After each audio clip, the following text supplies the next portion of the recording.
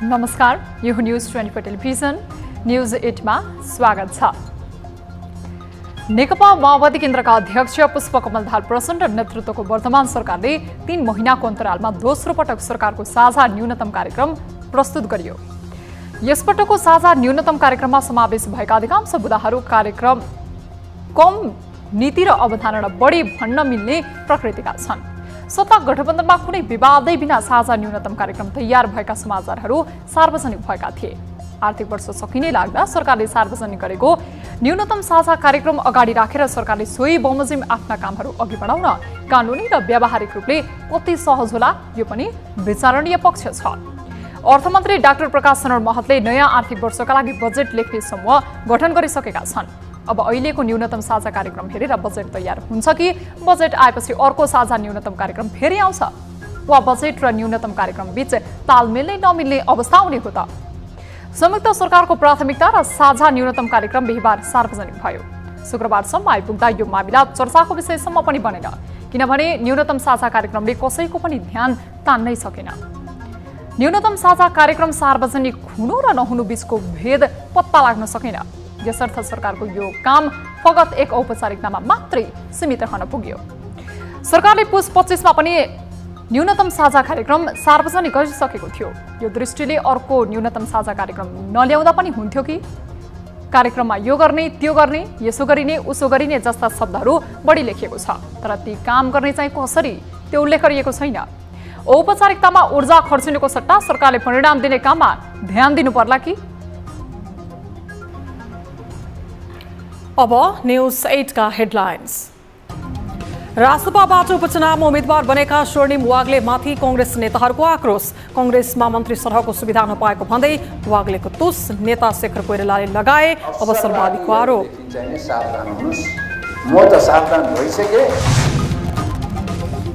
सरकारको न्यूनतम साझा कार्यक्रममा सांसदहरूबीच चर्काचर्की, संसदमा सार्वजनिक नगरेको भन्दै कांग्रेस महामन्त्रीकै आपत्ति। राष्ट्रिय सहमतिको कार्यक्रम नभएको एमालेको दाबी। न्यूनतम साझा कार्यक्रम अरु कति पटक आउँछ प्रश्न गर्न चाहन्छु। जसपा र जनमत पार्टी बीच मधेसमा वर्चस्व कायम गर्न टकराव सुरु। उपेन्द्रलाई रोक्न जनमतको प्रयास। उपचुनावपछि मधेस सरकारमा जनमतलाई संकटको संकेत।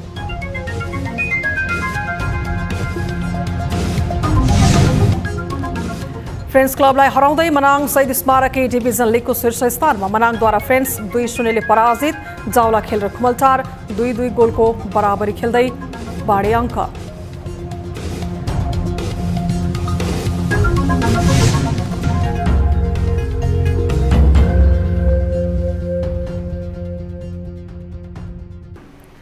हामी निरन्तर न्यूजमा छौं। विरासतको बाढी कांग्रेसमै रहेको बताउने डाक्टर स्वर्णिम वाग्ले विरुद्ध कांग्रेस वृत्तमा विभिन्न कोणबाट आरोप प्रत्यारोप हुन थालेको छ। कांग्रेस छाडेर राष्ट्रिय स्वतन्त्र पार्टीबाट उपचुनावमा उम्मेद्वार बनेका वाग्लेले शेरबहादुर देउबा र आरजु राणा देउबामाथि लगाइएको संगीन आरोपको पोको जसलाई पठाए उनीहरू नै वाग्लेप्रति कडा रूपमा किन पेश हुन थाले? एक रिपोर्ट। अर्थशास्त्री स्वर्णिम वाग्लेले कांग्रेसको विरासत बोकेर धेरै स्थानमा आफ्नो करियर विकास गर्ने अवसर पाए। कांग्रेसले विभिन्न आवरणमा वाग्लेलाई राजनीतिक नियुक्ति दिलाउनेदेखि उनलाई उच्च प्राथमिकतामा राख्दै आयो।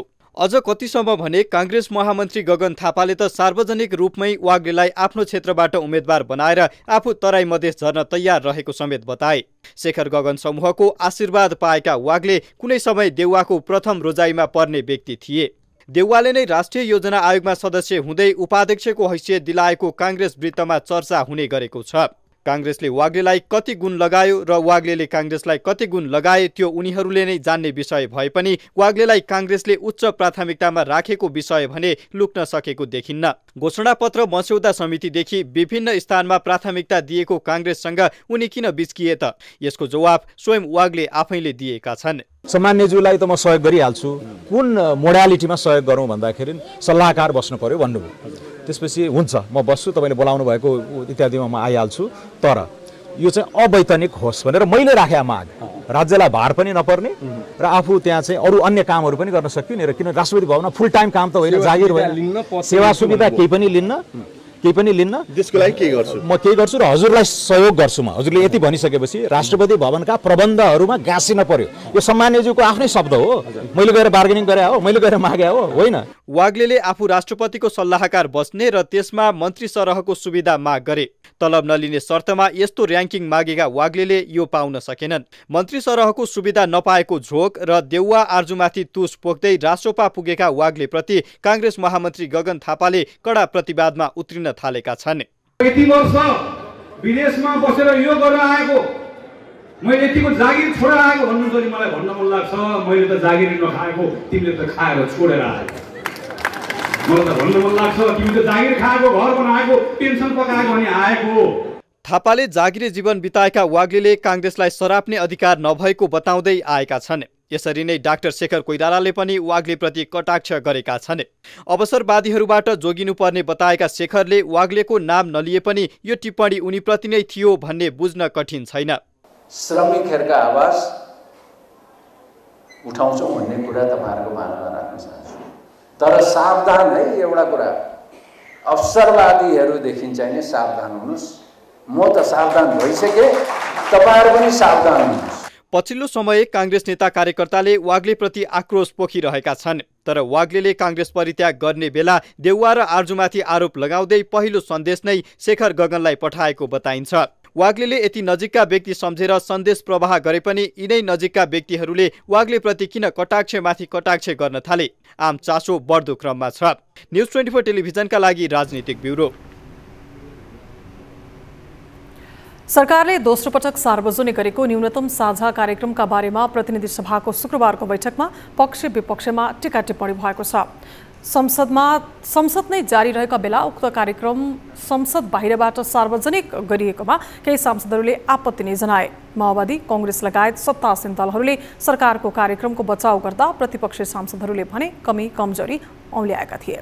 एक रिपोर्ट। सरकारले बिहीबार न्यूनतम साझा कार्यक्रम सार्वजनिक गर्यो। संसदको अधिवेशन जारी रहेको अवस्थामा संसदबाट नभई बाहिरबाट कार्यक्रम सार्वजनिक भयो। यसअघि गत पुस 25 गते पनि संसद बाहिरैबाट न्यूनतम साझा कार्यक्रम सार्वजनिक भएको थियो। प्रतिनिधि सभाको शुक्रबारको बैठकमा यस विषयमा सांसदहरूले विभिन्न कोणबाट बहस गरेका छन्। अर्कोतर्फ सरकारको न्यूनतम साझा कार्यक्रमका प्राथमिकता र कार्यान्वयनका सवालमा सांसदहरूले टिप्पणी गरेका छन्। प्रमुख प्रतिपक्षी नेकपा एमाले 3 महिनामा 2 पटक साझा कार्यक्रम आएको भन्दै सरकारप्रति कटाक्ष नै गरेको छ। प्राथमिकता र न्यूनतम साझा कार्यक्रम अरू कति पटक आउँछ प्रश्न गर्न चाहन्छु।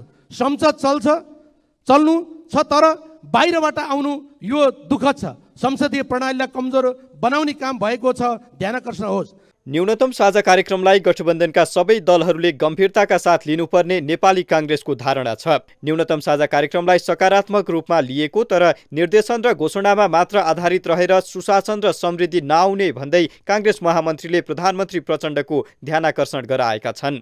निर्देशन र घोषणा यो दुईटा कुराले शासकीय सुधार हुन्छ भन्ने मनोवृत्तिबाट हाम्रो प्रधानमन्त्रीले पहिला त्यहाँबाट मुक्त हुनुपर्छ। निर्देशन नदिएको हुनाले गर्दा शासकीय परिणामहरू नआएका होइनन्, सुधारहरू नभएका होइनन्। समस्या कहाँ छ?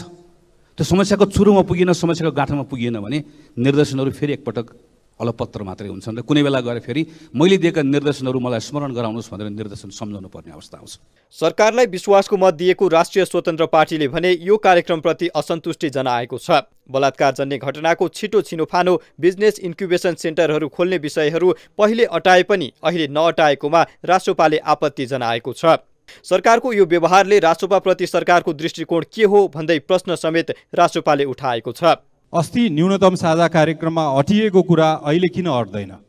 किन यो व्यवहारहरू परिवर्तन हुँदैछन् र हाम्रा केही न्यूनतम साझा कार्यक्रममा हाम्रो राजनीतिक दलको वाचापत्रमा अटेको कुराहरू अस्ति अट्यो भने अहिले किन अटिरहेको छैन भन्ने कुरा हाम्रो त्यो प्रश्न हो।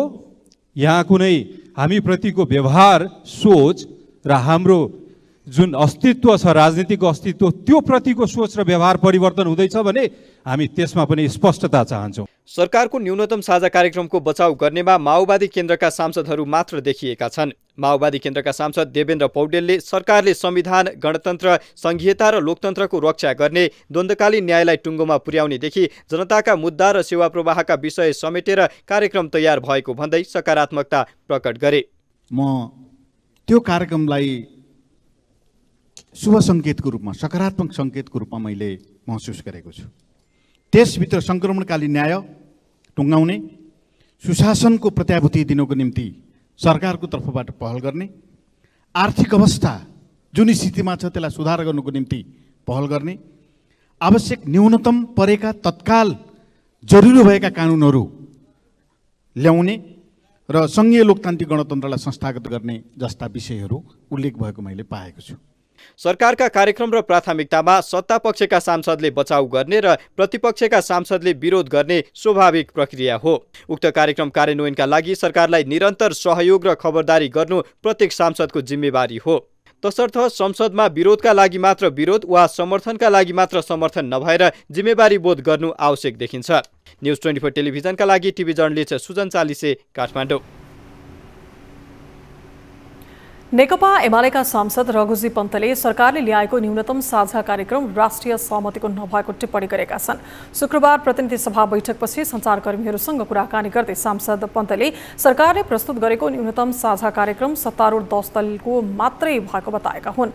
उनले एमाले प्रमुख प्रतिपक्ष दलको हैसियतमा रहेको र एमालेको हस्ताक्षर नभएको भन्दै त्यसलाई राष्ट्रिय सहमतिको कार्यक्रम भन्न नमिल्ने बताए। जहाँ चाहिँ प्रमुख प्रतिपक्ष हुन्छ, प्रतिपक्ष दलहरू हुन्छन् होइन, उनीहरूले आफ्नो फरक विचार राखिरहेछन्। यो जुन साझा सहमति उहाँले ल्याउनु भएको छ यो त 10 दलको हो, सिग्नेचरै 10 दलको नेताहरूले गर्नुभएको छ। मैले हिजो बेलुका 2 घन्टा लगाएर त्यो पढेँ, 13 पृष्ठको। त्यसमा सिग्नेचर नै 10 दलको छ, संसदमा 10 दल मात्रै छन्। फेरि नेकपा एमाले प्रमुख प्रतिपक्षको हैसियतमा छ र उसले चाहिँ यसो सही गरेको छैन। अनि कसरी यो राष्ट्रिय सहमतिको चाहिँ दस्तावेज? यो त तर्क होइन, कुतर्क हो। त्यस्तै एमाले सांसद ठाकुर गैरीले प्रधानमन्त्रीले 100 दिनको बीचमा 2वटा साझा न्यूनतम कार्यक्रम जारी गर्नु रमाइलो कुरा भएको टिप्पणी गरे। साझा कार्यक्रम कार्यान्वयन गर्नका लागि नभई सार्वजनिक खपतका लागि ल्याइएको उनको भनाइ छ। अघिल्लो न्यूनतम साझा कार्यक्रम पनि प्रधानमन्त्रीको कार्यान्वयन गर्ने उद्देश्यका साथ आएको थिएन भन्ने कुरा उहाँको व्यवहारले देखियो। त्यसकारणले अहिले पनि यो कुनै कार्यान्वयन गर्ने उद्देश्यका लागि नभएर यो केवल बाहिर सार्वजनिक खपतका लागि व्यक्त गरिएको, यो कार्यान्वयन गर्ने उद्देश्य नभएको रूपमा मैले यसलाई लिएको छु। सांसद गैरीले सरकारको मुख्य ध्यान जनताको काम गर्ने भन्दा पनि मन्त्रालय बाँडफाँड र सत्ताको लेनदेनमा सीमित रहेको आरोप पनि लगाए। सञ्चार तथा सूचना प्रविधि मन्त्री रेखा शर्माले नागरिकता विधेयकमा सहमतिको प्रयास भइरहेको बताएकी छन्। शुक्रबार प्रतिनिधि सभा बैठकपछि सञ्चारकर्मीहरूसँग कुराकानी गर्दै मन्त्री शर्माले नागरिकता विधेयकमा राजनीतिक दलहरूका बीचमा सहमतिको प्रयास भइरहेको बताइन्। उनले नागरिकता विधेयक छिटोभन्दा छिटो ल्याउन सरकारको प्राथमिकतामा परे पनि सहमति खोज्ने प्रयास हुँदा समय लागेको बताएकी थिइन्। विगतका समस्या नदोहोर्याउन सहमतिको लागि प्रयास गरिएको उनको भनाइ थियो। 6 महिनाभित्रमा नागरिकता ल्याउने भन्ने कुरा पहिले पनि भएको हो र अहिले पनि त्यसमा त्यो उल्लेख भएकै विषय छ होइन। त्यसकारण नागरिकता ऐन त वास्तवमा 6 महिनाभित्र भनेको कुरा 6 महिना पुर्याउनुपर्छ भन्ने कुरा होइन। त्यो छिटोभन्दा छिटो ल्याउने कुरै हो। किनभने धेरै मान्छेको दैनिक जीवनमा यसले ठुलो समस्या पारिरहेकै छ। त्यसकारण सरकारको प्राथमिकतामा छ भन्ने विषय यो हो र अलिअलि सहमति खोज्नुपर्छ यो विषयमा। त्यसले गर्दा केही समय लागेको हो र अलि सहमति जुटाउनु पर्ने भएको हुनाले हिजो विगतमा पनि त्यो समस्या भयो होइन र अहिले त्यो समस्या नहोस् भनेर हामी सहमति जुटाउने प्रक्रियामा छौँ नागरिकताको विषयमा। उनले न्यूनतम साझा कार्यक्रमलाई कार्यान्वयन गर्नका लागि सरकारले आफ्ना सबै निकायहरूलाई सक्रिय पार्ने पनि बताइन्। हामी निरन्तर न्युजमा छौं। संघ र प्रदेशको निर्वाचन सम्पन्न भएको झण्डै 6 महिना पुग्न लागेको छ। यो समयमा केन्द्र र प्रदेशका सरकारहरू सुशासन र समृद्धि कायम गर्न सक्रिय रहनुपर्ने बेला हो। अझ देश आर्थिक रूपमा सङ्कटमा परेका बेला तिनै तहका सरकारहरू बीचको सहकार्य निकै महत्त्वपूर्ण हुन्छ। तर विडम्बना यति लामो समय बितिसक्दा पनि केन्द्रदेखि सबै प्रदेश सरकारहरू विवाद र अपूर्ण रहन पुगेका छन्। एक रिपोर्ट। प्रधानमन्त्री पुष्पकमल दाहाल प्रचण्ड नेतृत्वको सरकारले आफ्नो 100 दिनको ट्रायल समय पार गरेको छ। यो समयमा प्रधानमन्त्री प्रचण्ड जनजीविकाका मुद्दा भन्दा पनि समीकरण फेरबदलमै बढी रुमलिएका छन्। 100 दिनको समयमा उल्लेख्य काम गरेको दाबी गर्ने प्रचण्डले आजसम्म पनि सरकारलाई पूर्णता दिन भने सकेका छैनन्। निकै लामो अथक प्रयासपछि चैत्र 17 गते उनले कांग्रेस सहितका दलहरूलाई समेटेर मन्त्री परिषद विस्तार त गरे, तर अझै पनि 6 मन्त्रालयको जिम्मेवारी प्रधानमन्त्री आफैले बोकेर हिँडेका छन्। सरकारले करिब पूर्णता पाएको छ। आज भोलि त्यो 100% नै पूर्णता प्राप्त गर्छ होला।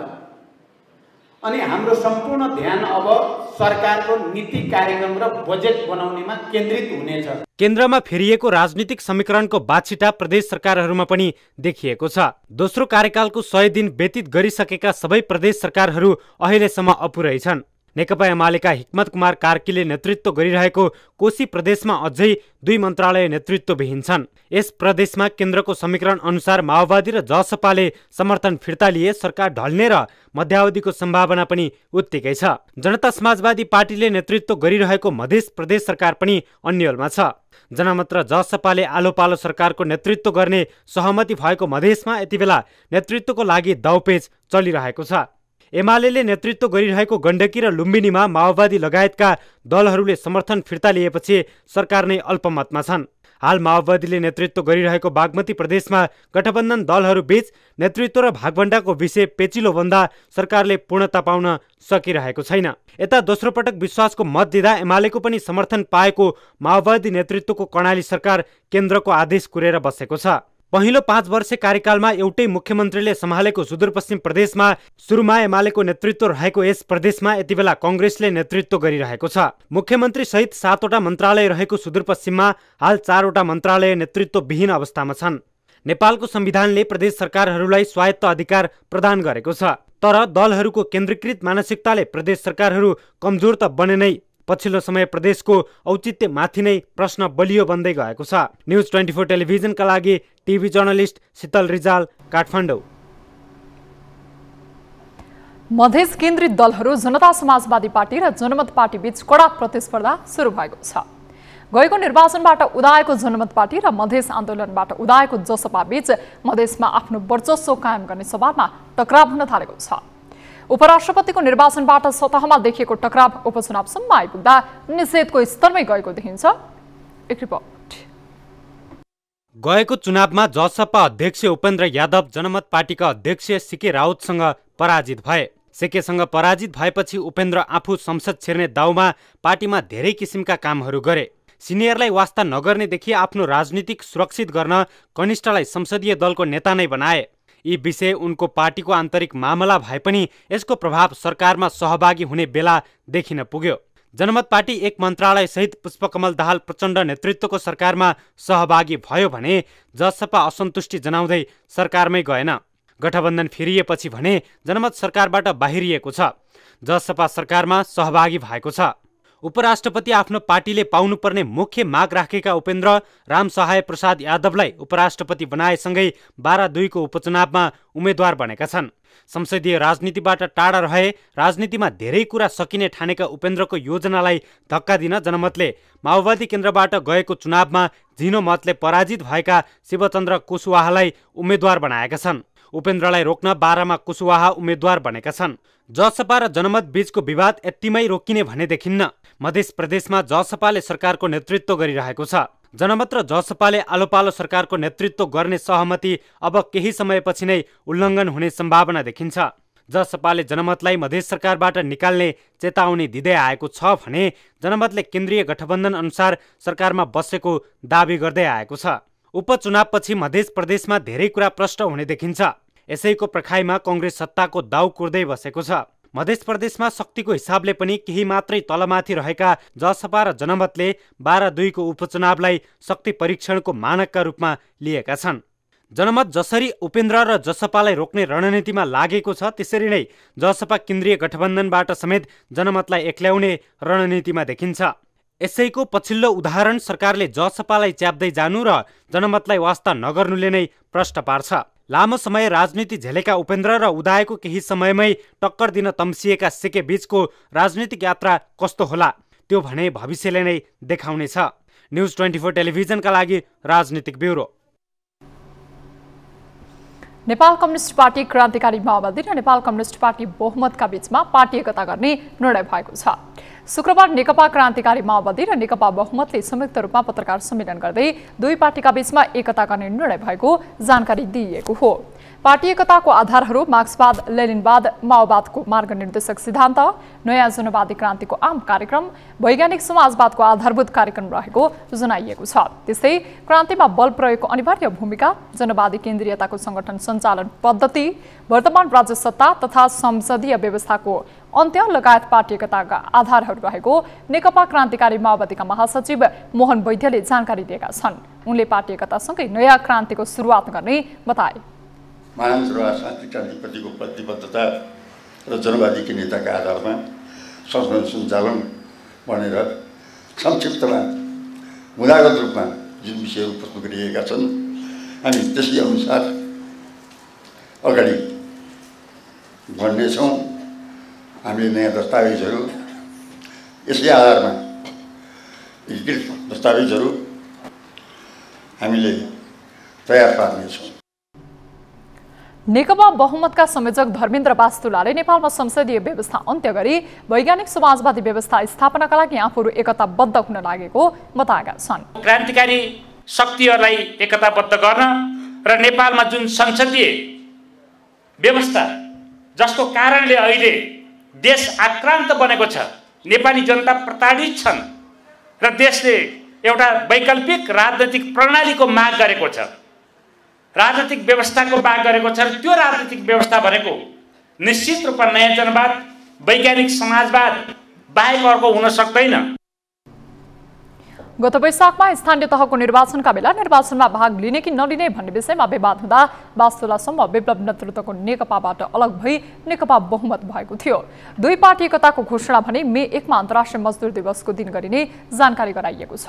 पत्रकार सम्मेलनमा मोहन विक्रम सिंह नेतृत्वको नेकपा मसालबाट विभाजित भई बनेको नेकपा मोटो मसालसँग पनि एकताका लागि वार्ता जारी रहेकोले निकट भविष्यमा एकता हुने बताइएको छ।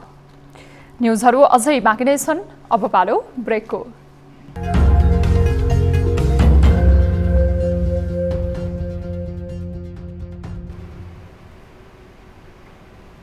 हामी निरन्तर न्युजमा छौं। आवश्यक परेको समयमा कुनै पनि किसिमको स्वास्थ्य सेवा जुनसुकै क्षेत्रमा उपलब्ध हुनुपर्छ। नेपालको कानुनमा नै स्वास्थ्य सेवा सहज र सर्वसुलभ रूपमा उपलब्ध हुनुपर्ने भनिएको छ। तर स्वास्थ्य कर्मीकै अभावमा सबै नागरिकले सहज र सर्वसुलभ रूपमा स्वास्थ्य उपचार सेवा पाउन सकेका छैनन्। एक रिपोर्ट।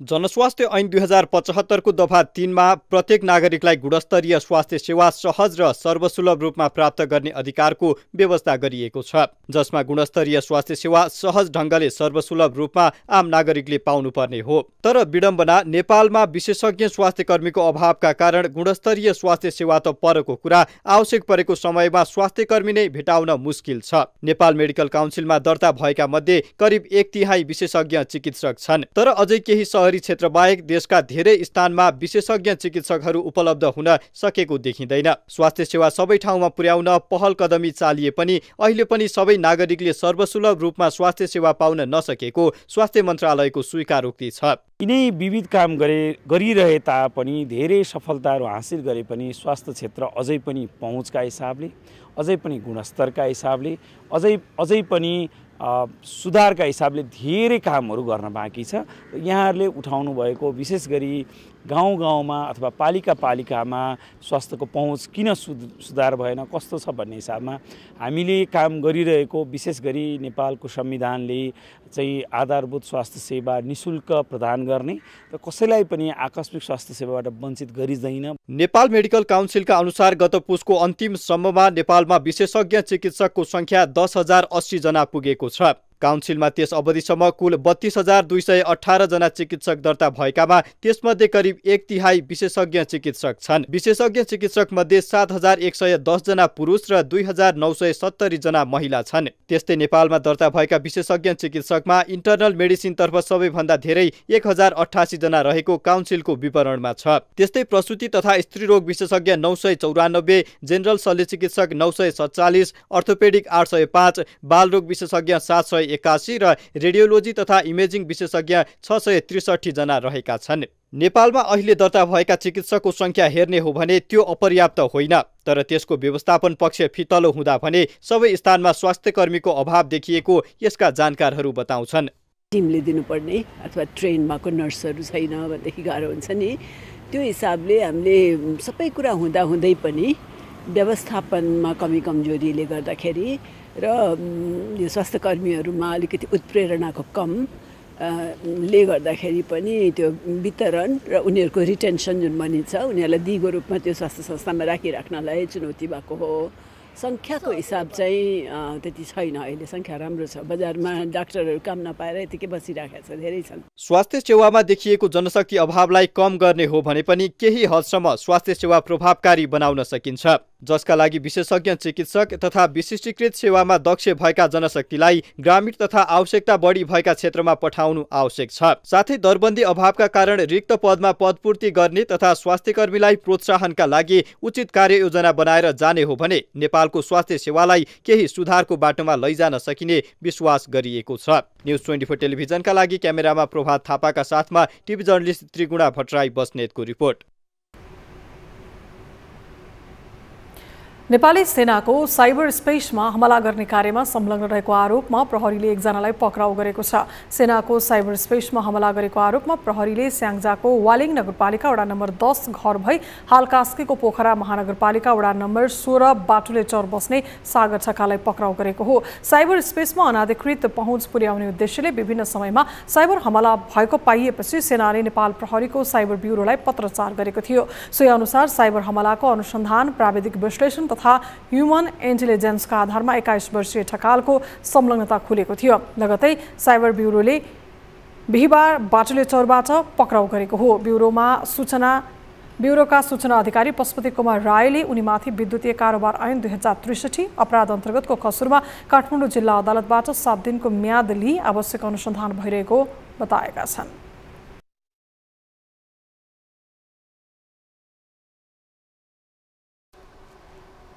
हामी निरन्तर न्युजमा छौं। सरकारको उपस्थिति भनेको जिल्लामा हुने जिल्ला प्रशासन कार्यालय हो। सेवा प्रवाहमा चुस्त दुरुस्त हुनुपर्ने बर्दियाको जिल्ला प्रशासन कार्यालय परिसरमा निर्माण गरिएको स्वच्छ पिउने पानीको धारा बिग्रेको 2 वर्ष बितिसक्दा पनि अहिलेसम्म मर्मत सम्भार समेत हुन सकेको छैन। यसरी सरकारले उपस्थित हुने स्थानको धारा बनाउने विषयमै लापरवाही किन र कहिलेसम्म? एक रिपोर्ट। जिल्लाको प्रमुख प्रशासकीय केन्द्र जिल्ला प्रशासन कार्यालयमा सर्वसाधारणहरू नागरिकतादेखि राहदानी लगायतका कामका लागि दैनिक जसो 100 जना सेवाग्राही आउने गर्दछन्। विभिन्न संघीय सरकारको प्रतिनिधित्व गर्ने कार्यालयको अगुवाई समेत जिल्ला प्रशासनले नै गर्ने गर्दछ। तर सेवाग्राहीको अत्यधिक चाप हुने जिल्ला प्रशासन कार्यालय बर्दियाको परिसरभित्र सर्वसाधारणलाई पानी पिउनका लागि बनाइएको पानी पिउने संयन्त्र भने बिरामी भएको 2 वर्ष पूरा हुँदा समेत मर्मत सम्भार हुन सकेको छैन, जसले गर्दा सर्वसाधारणहरू मारमा परेका छन्। चैत 21 गतेदेखि हामी रेगुलर 3 दिन भयो धरनामा बसेको, तर जिल्ला प्रशासन बर्दिया जिल्ला प्रशासन कार्यालयको अगाडि यो खानेपानी राखेको छ। तर विगत 2 वर्षदेखि यहाँ खानेपानी यस्तै विपर्यासी छ। अनि यो प्रशासनले खै के हेरेको र धेरै मान्छेहरू पनि यहाँ मान्छेहरू धेरै माग माग्न आउँछन्, तर माग हुँदैन। तर एउटा खानेपानी त सुधार्न सक्दैन जिल्ला प्रशासनले भने। अनि यो हाम्रो धरनाको कार्यक्रम के सुधार्न सक्छ? प्रशासनकै अगाडि पानी सुधा पनि उहाँहरूले हेर्नु भएको छैन हामीलाई भनेपछि हाम्रो माग चाहिँ हामी यसरी लागिरहेको छौँ। 3 दिन भयो आज कार्यक्रममा आएको हामी प्रशासनले कुनै पनि हामीलाई वास्ता गर्नुभएको छैन, चासो गर्नुभएको छैन। तराईका जिल्लाहरूमा अहिले गर्मी बढ्दो क्रममा छ। यसै समयमा जिल्ला प्रशासन कार्यालय बर्दियाको मूल गेटमा यति बेला दैनिक जसो लघुवित्त पीडितले समेत धरना दिइरहेका छन्। तत्कालीन समयमा गुलरिया खानेपानी उपभोक्ता सरसफाई समितिले निर्माण गरेको शुद्ध चिसो पिउने पानी सर्वसाधारणका लागि भनेर निर्माण गरिएको थियो। निर्माण भएको 1 वर्ष पुग्न नपाउँदै बिग्रिएको धारा 2 वर्षसम्म पनि मर्मत सम्भार हुन सकेको छैन। खानेपानीको ट्याङ्कीको कुरा गर्नुभयो, त्यो मेरो पनि नोटिसमा आएर त्यसलाई तुरुन्तै मर्मत सम्भार गर्नुपर्छ भनेर चाहिँ अब सप्लायरसँग कुरा गरेर त्यसलाई मर्मत गर्ने प्रक्रिया हामीले अगाडि बढाइसकेका छौँ। अब केही हप्तामा भनौँ, केही हप्तामै हामी त्यसलाई सुचारू गर्ने अवस्थामा पुर्याउँछौँ। जिल्ला प्रशासन परिसरभित्र निर्माण गरेर बाउन्ड्री वाल बाहिर सर्वसाधारणले प्रयोग गर्न मिल्ने गरी धाराका टुटीहरू राखिएका छन्। तर ती टुटीहरूबाट पानी आउन छाडेको वर्ष बितिसक्दा पनि प्रशासनले नदेख्नु लज्जास्पद विषय भएको भन्दै आलोचना हुन थालेको छ। न्युज 24 टेलिभिजनका लागि बर्दियाबाट TV journalist Jyoti Kumar पन्थीको report. Bardiya जिल्लाको जिल्ला प्रशासन कार्यालयमा दैनिक जसो सयौं स्थानीयहरू सेवा लिनका लागि आउने गर्छन्। तर ती सेवाग्राहीलाई भनेर निर्माण गरिएको स्वच्छ पिउने पानीको धारा समेत 2 वर्षदेखि मर्मत हुन सकेको छैन, जसले गर्दाखेरि स्थानीय सेवाग्राही समेत पिउने पानीबाट वञ्चित भएका छन्। देशको र जिल्लाको सबैभन्दा प्रमुख प्रशासनिक निकायको रूपमा चिनिएको प्रशासनमै धारा मर्मत हुन नसक्नु एउटा लज्जास्पद विषय पनि हो। न्युज 24 टेलिभिजनका लागि ज्योति पन्थी, बर्दिया। अब बिजनेस न्युज।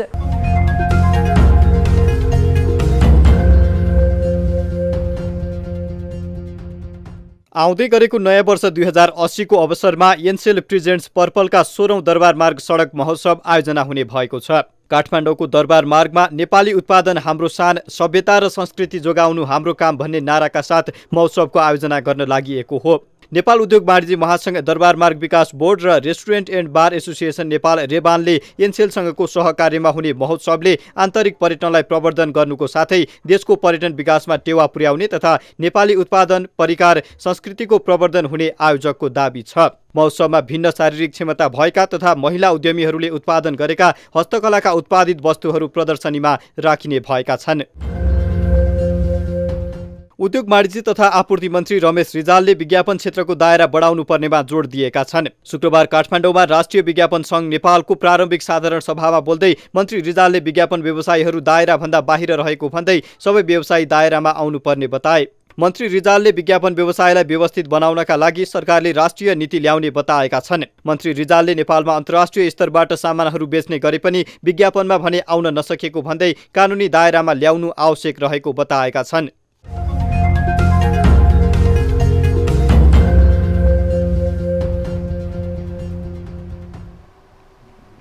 नेपालमा पूर्वाधार निर्माणमा सधैँ जसो किचलो हुने गरेको छ।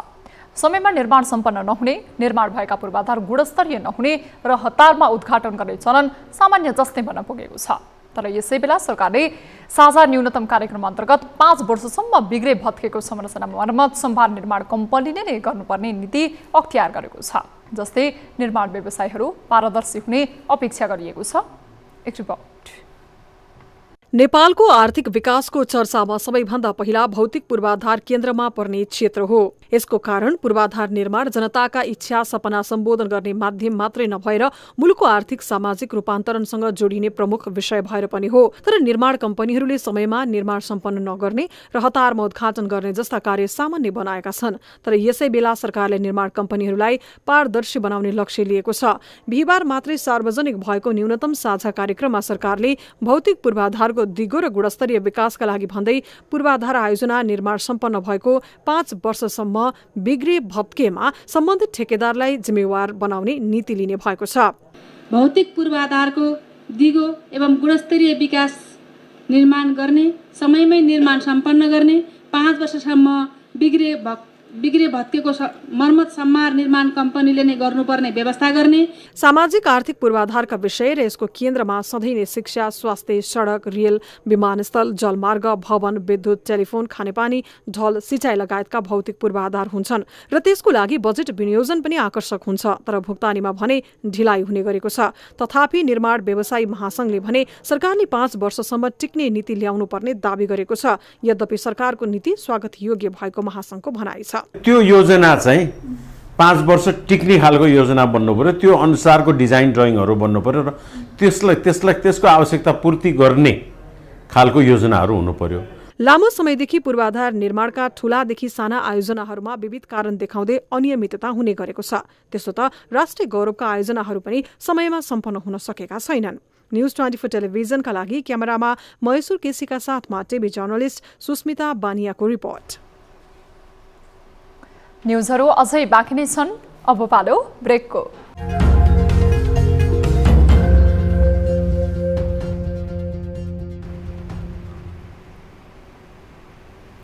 हामी निरन्तर न्यूजमा छौं। अब स्पोर्ट्स न्यूज।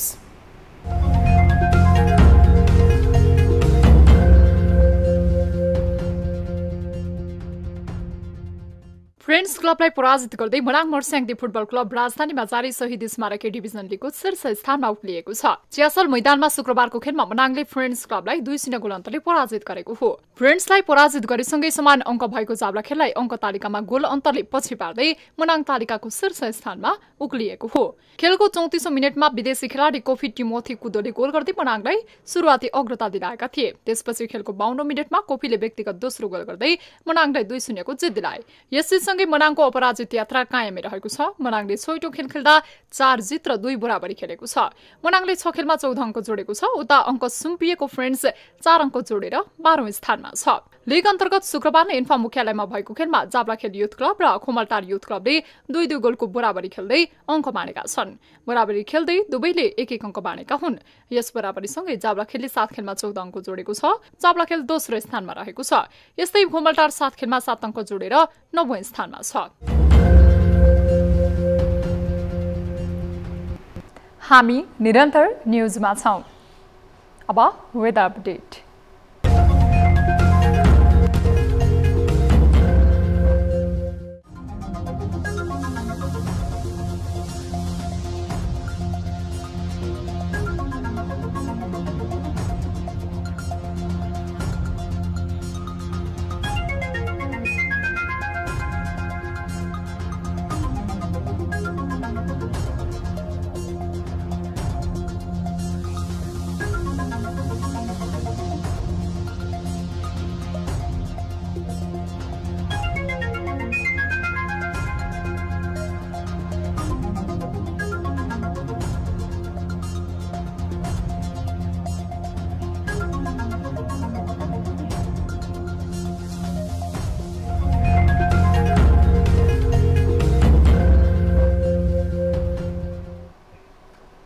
अब न्यूज 8 को अन्त्यमा पुनः हेडलाइन्स।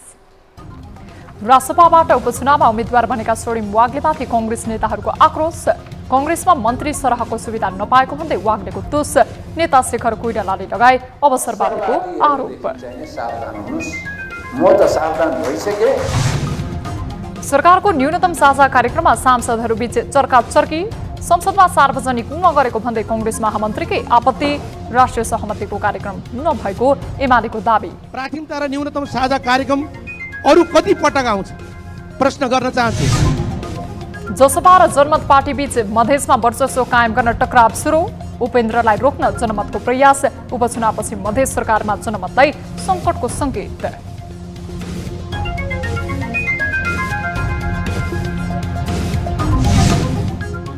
फ्रेन्ड्स क्लबलाई हराउँदै मनाङ शहीद स्मारक डिभिजन लीगको शीर्ष स्थानमा। मनाङद्वारा फ्रेन्ड्स 2-0 गोल अन्तरले पराजित। जाब्लाखेल र खुमलटार 2-2 गोलको बराबरी खेल्दै अङ्क बाँडे।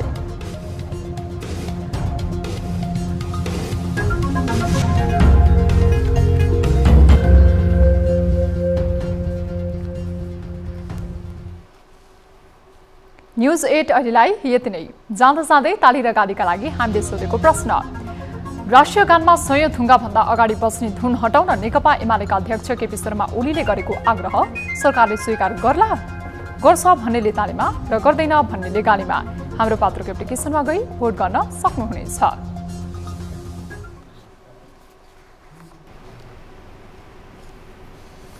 थप न्यूजका लागि हाम्रो वेबसाइट www.news24nepal.com हेर्नुहोला। साथै हामीलाई फेसबुक, ट्विटर र युट्युबमा पनि फलो गर्न सक्नुहुनेछ। यस्तै मोबाइल, भाइबर र इमेलबाट 24 हेल्प डेस्कमा कुनै समस्या र गुनासो छन् भने सम्पर्क गर्न सक्नुहुनेछ। अहिलेलाई बिदा दिनुहोस्। हामी निरन्तर न्युजमा छौँ। नमस्ते। नमस्ते।